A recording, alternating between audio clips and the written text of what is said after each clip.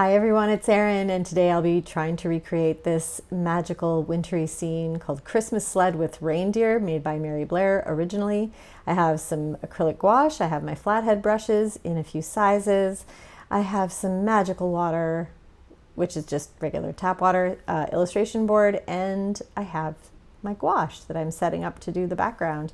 I'm using white and a little bit of pale blue, which you do not need. I'm just using it because I have a lot less white than I would like to have.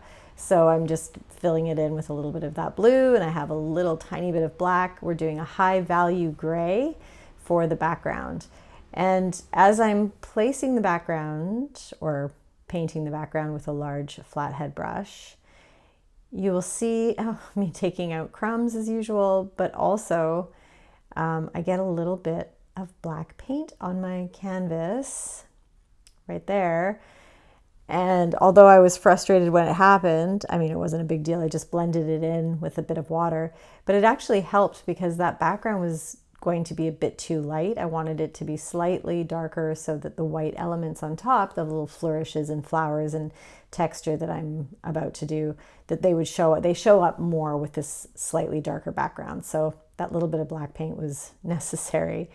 But now we're going to do the background texture, and I'm trying a few different experiments here. I've got sort of a thicker white gouache. No wonder I'm running out of white paint. And I put it on a paper towel here and then tried to stamp it, but the texture was pretty lame. So I thought, well, okay, next up I'll try this. I have a sponge. I don't even know what they're called, but this sponge thing that I've had forever. I think I got it when I was like painting a room, but I thought, oh, I'll try that out. So I did that with gouache that was a little more watered down so that it could get into the cracks and crevices, or into the little holes there.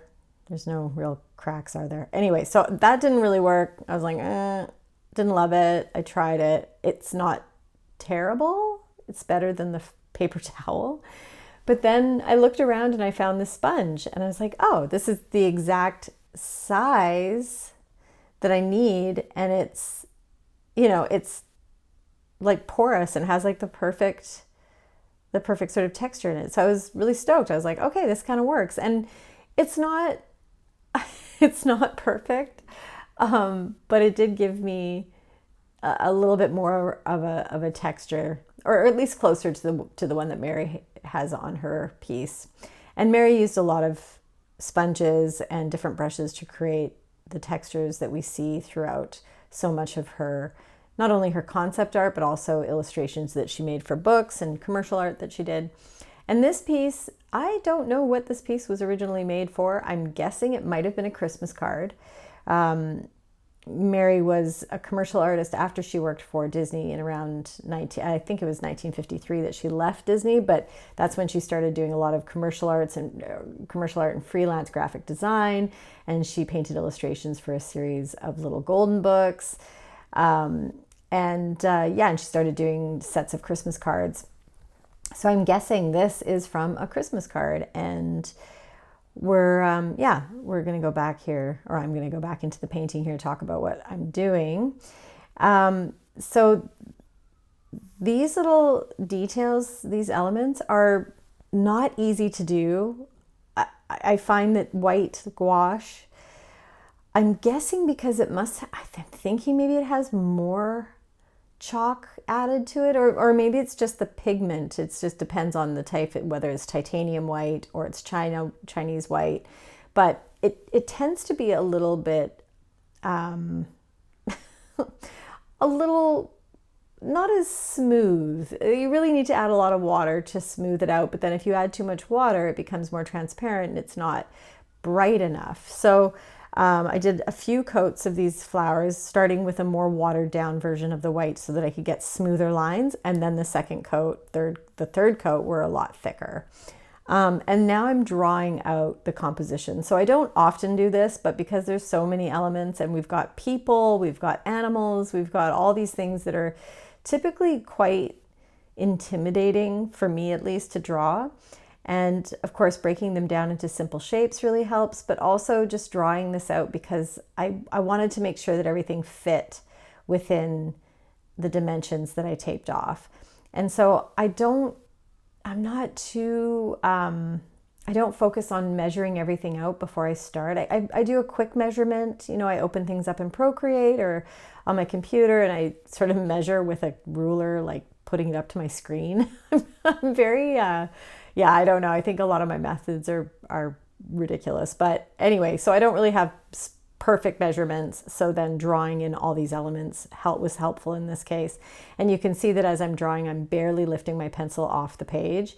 I've talked about this in other videos, that I'm looking at the reference about 80% of the time. So barely looking at what I'm drawing, just so that I'm really focusing and observing the original piece. And then I can do some adjustments afterwards. So I start very lightly. I'm using a hard pencil. I believe that this is a 2H, or maybe it's an HB, but you definitely don't want to use a B, like a 2B or a 3B, because then you're going to get softer graphite, which can get crummy and yeah, it can smudge. So now we're starting with the black, which is very unusual. Usually I end with black. If you've watched some of the other videos that I've made, black is often the last thing I will add, because it can act as almost like an eraser. You can paint over mistakes, you can sort of make things crisp, but in this case, there are a lot of elements over top of the black. And of course, with gouache, one of its superpowers is that you can paint over top of it with lighter colors because it's so opaque. So it's fine to start with black, and in this case I had to, because there are elements over top of it. So I'm going in with the black, and unfortunately, as you'll see here, this is a tough line to do.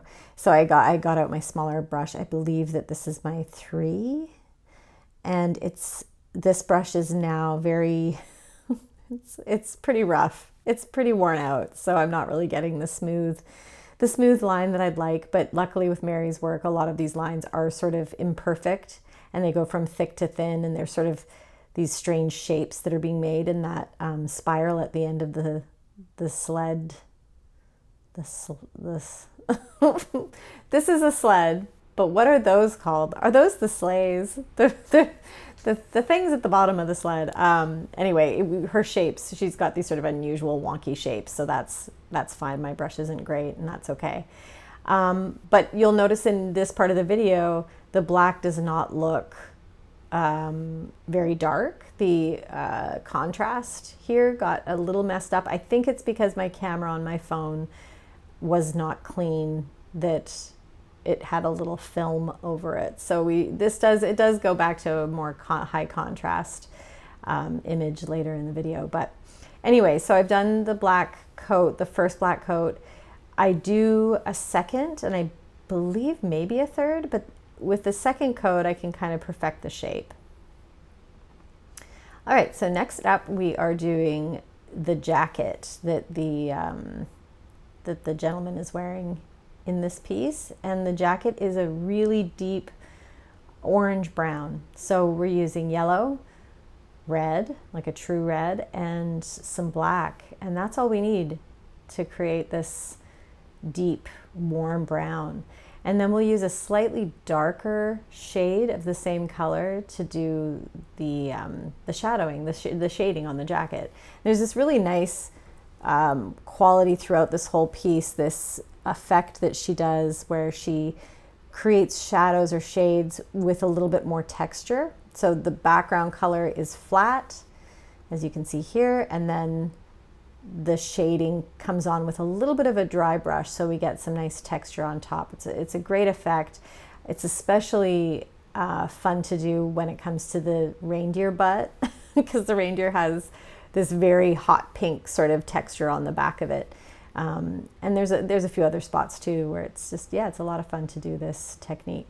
So starting with a flat background, and you can see when I place the gouache down, you know, this is the creamy consistency. I've added water to the gouache mixture to the point where it's like a really nice creamy, you can see there, it's almost like melted ice cream.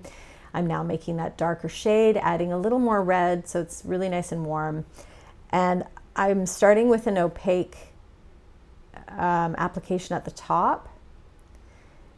And then what I do is just sort of bring it down. And then I wipe off the excess paint, and then I drag down the paint that I just applied. So it's still wet, it's malleable. I can pull that paint down with my paintbrush, and that gives me this sort of blended, not fully blended. There's a little bit of the sort of dry brush feel to it. And yeah, that's how we do that effect. But I wanted to quickly talk about the first coat. So when you first put gouache down and you want it to be this opaque finish, often you'll be putting it down almost like a puddle. And that's especially true in smaller areas. Gouache really has this specific quality to it where when you place it down, especially if you just want to do one coat, you kind of place it down almost like a puddle of paint, and then it dries very quickly and you get this lovely opaque finish. And it's not clearly documented, but most art historians actually suggest that the original French term gouache was derived from, I think it's pronounced ghiazzo, which is Italian for puddle. So yeah, just the gouache has that kind of quality. So it helps to think about it that way, especially again when you're filling in little small spaces. Just you can kind of put the paint in as a puddle of paint.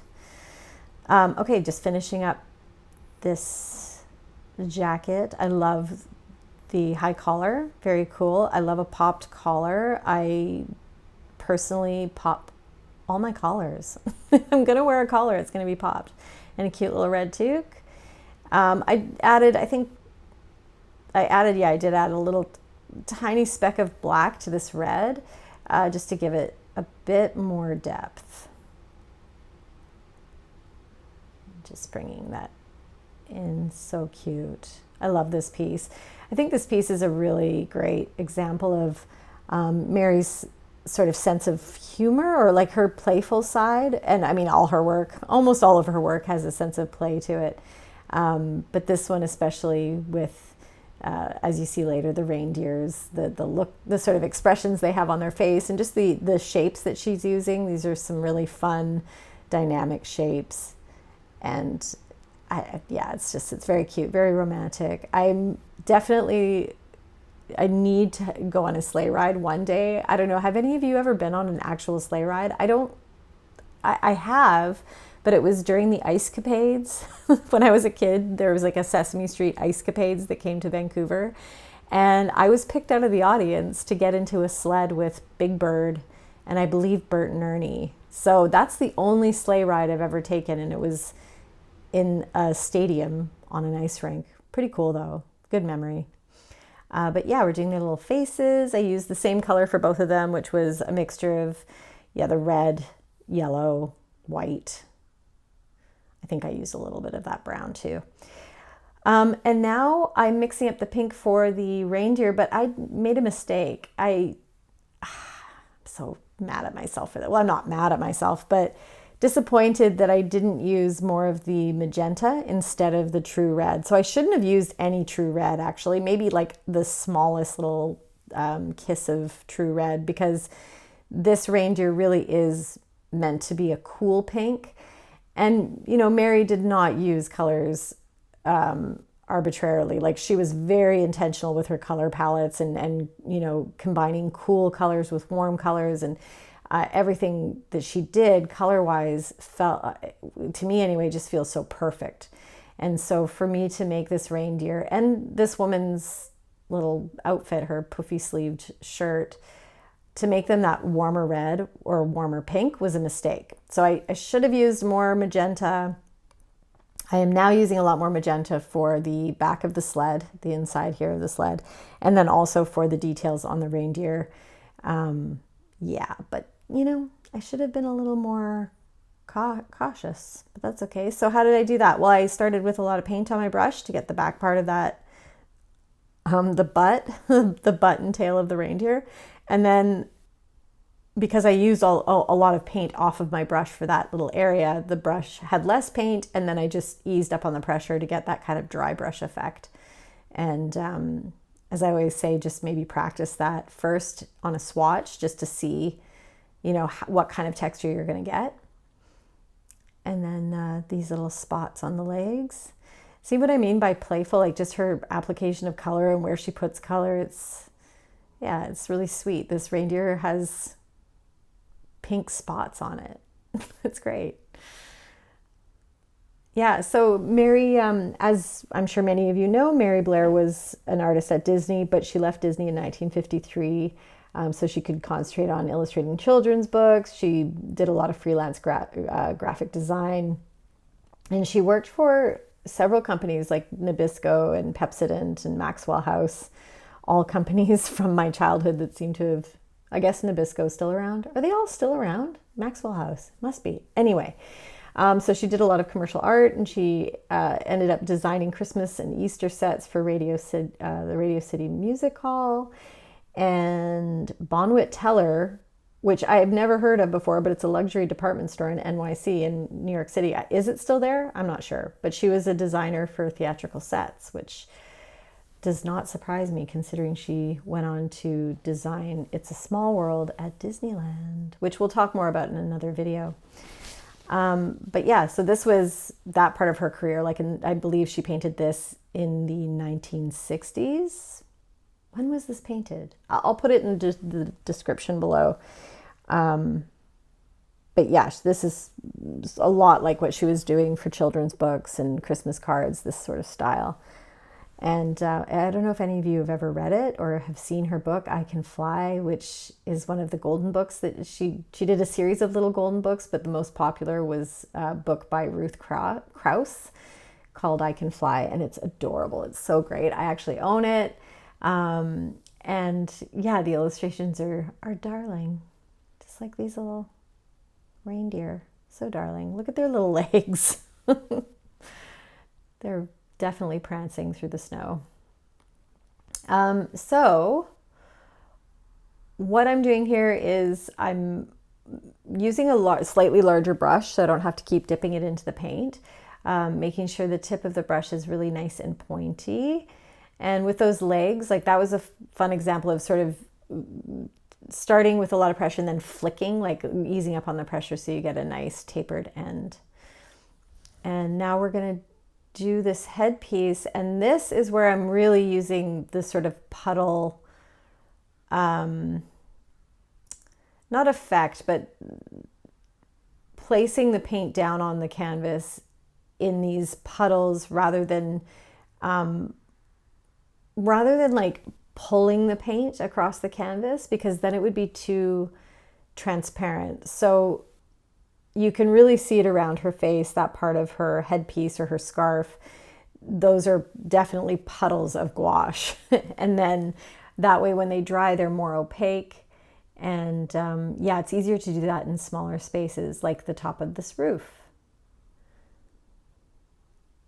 Bringing in quite a bit of paint. I mean, for this part, it's a little larger. So, you know, and you get these kind of creases in the paint, or like these little wrinkles, and just you smooth them out quickly and then leave it, do another coat. You don't want to overwork wash. You'll end up getting a really rough surface.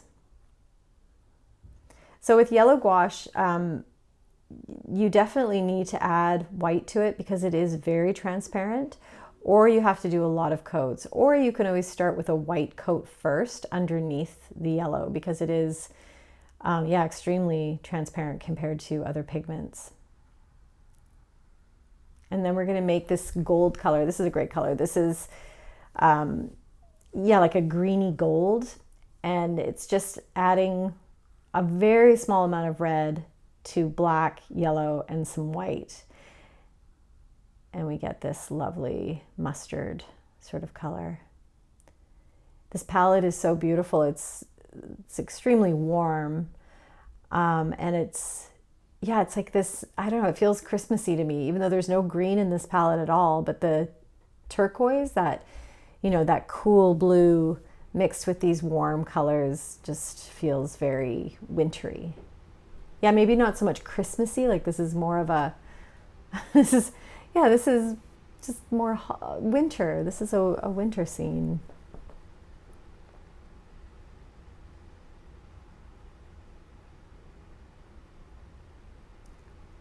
I'm watching myself work. Sometimes I get a little bit hypnotized by watching myself paint. These details here, so I've gone back to my small brush, but this brush, as I mentioned earlier, is starting to get a little rough around the edges, but that's okay because her line work is pretty loose, right? I don't have to be very precise. And which is a great thing about doing Mary Blair replicas, because she was never super precise. I mean, everything is very intentional and everything feels perfect, but perfect in its sort of loose, energetic style. Like things like that element, that part of the sleigh, it can be, yeah, it doesn't have to be perfect. It's just this smooth line that's, I guess, expressive. I don't know. It has like, yeah, it's not perfect. And I always recommend just doing those details quickly with a lot of confidence and then not going over them too many times.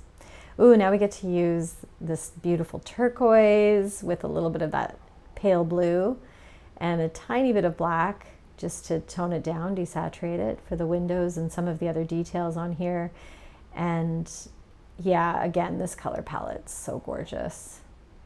Bringing that in to just act as a oh, my stomach is growling. I don't know if anyone can hear it. Is my mic picking that up? But yeah, this is a great accent color. Sort of turquoise blue. It's like every time I talk, my stomach, it sounds like it's answering me. I wonder what it's saying.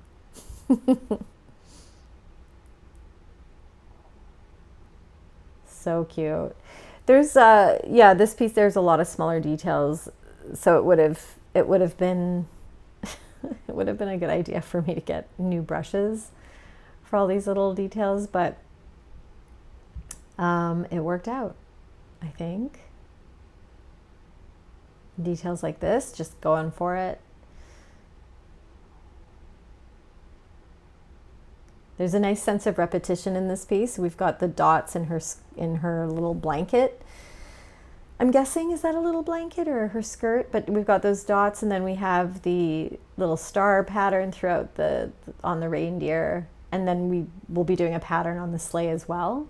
And there's just this really nice sense of repetition throughout the whole piece. And then these textured sort of shadow elements that also add a nice sense of movement and rhythm. And their little eyes. Oh, and dots here too. There's just dots everywhere. So mixing together some magenta and a little bit of my light blue, but you can just use white, and a bit of ultramarine, so that this magenta here is slightly cooler than the magenta we've used so far. It's like a little bit closer to purple. And these are the kind of details that, I mean, whoops, just paint over that. I am trying to follow the original piece. Like oh wow, they all just appeared. If only it were that easy. I am trying to follow the original piece, but I'm not being as intentional as Mary was. I'm being quick. This, her piece that she did, I'm guessing, was for a Christmas card. It was a piece of commercial art. So of course she's going to be a lot more careful about placement and accuracy. And I am not, because this piece is not going to be sold. I'll be giving this piece away. So I'm going to be doing some giveaways. The last piece that I did in my last video, I said, hey, if you've been watching this far, because I was giving myself a really hard time about the last piece I did, and then I offered it, and a few people reached out, so that will be going to a home soon. But I think for this piece and a few others that I'm going to be doing over the next few months, I'm going to do some giveaways and Yeah, stay tuned for that. I'm also, in the new year, I'll be hosting a paint night once a week. I'll do a paint night where people can just pay, I think I'm going to do like $25. So you can drop in Zoom and paint with me for 2 hours. And it'll just be like a one-time thing. I mean, you can come to as many of them as you want, but it'll just, yeah, it'll be a fun way to kind of just have little painting parties. I've been teaching Zoom courses that are 6 weeks long, which are also a lot of fun. But yeah, I think I'm going to try like drop-ins, like one night only kind of thing. Super cute little gloves, her little fingies. So here is where bringing in the black on top. These, we're getting close to the end here. So yeah, just these final details in black. This whole piece surprisingly didn't take that long to do. It is one of the more intricate pieces that I've done. There's a lot of elements happening here. There's a lot of colors. I mean, yeah, in a lot of ways it's more involved than other pieces that I've done, but it still felt doable. I mean, taking it one step at a time, and overall I think the whole thing took me about 3 hours. Yeah. Here we go, the last little bits here. Look at that. I love that reindeer's face. I was looking over at her and she's just like, whatever. I'm assuming, I shouldn't say he and her, I don't know. They. Look at the way he's looking at, look at the way they're looking at the other deer. Isn't that sweet? Some final touches, little snowflakes. Kind of getting in there with that puddle method, and it's time to take the tape off. Yay! Well, I hope you enjoyed this, everyone, and I hope you all have a wonderful holiday. And thanks for watching. Don't forget to like and subscribe, and I'll see you again soon. Bye.